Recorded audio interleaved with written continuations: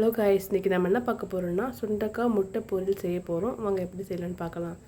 அதுக்கு 1.5 teaspoon oil சேர்த்துட்டு 1 teaspoon கடுகு, 1/2 டீஸ்பூன் ஜீரகம் சேர்த்துக்கலாம்.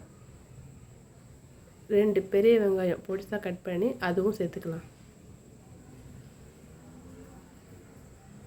3 கொத்து கருவேப்பிலை சேர்த்துட்டு 10 பல் பூண்டு இடித்து சேர்த்துக்கலாம். நல்லா பச்சை வாசனை போகிற வரைக்கும் நல்லா வதக்கிக்கிட்டு 2 பச்சை மிளகா கீரி சேர்த்துக்கலாம். 2 தக்காளி மீடியமான சைஸில் 2 தக்காளி பொடிசாக கட் பண்ணி அதுவும் சேர்த்துக்கலாம். நல்லா பச்சை வாசனை போகிற வரைக்கும் நல்லா வதக்கிட்டு தேவையான அளவு உப்பு சேர்த்துக்கலாம்.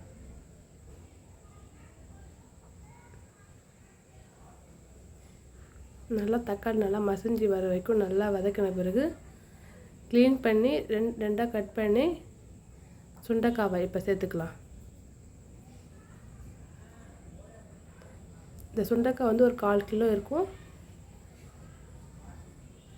நல்லா வதக்கிட்டு ஒரு 5 மினிட்ஸ் மீடியமான ஃப்ளேமில் காய் நல்லா வேகிற வரைக்கும் நல்லா மூடி விட்டு வெந்த பிறகு ஒரு 5லேருந்து ஒரு 4 முட்டை சேர்த்துக்கலாம். அதுக்கு 1 டீஸ்பூன் ஆயில் சேர்த்துட்டு நான் 4 முட்டை எடுத்துருக்கேன்.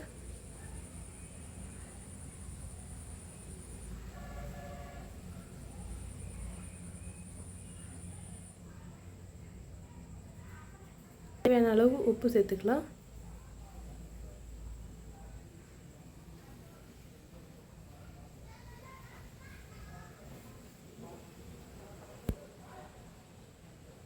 நல்லா மிக்ஸ் பண்ணிவிட்டு முட்டை வாசனை போகிற வரைக்கும் நல்லா கலந்து விட்டுக்கலாம். சுவையான முட்டை பொரியல் தயார். இந்த வீடியோ உங்களுக்கு பிடிச்சிருந்துச்சுன்னா லைக், ஷேர், கமெண்ட் பண்ணுங்கள்.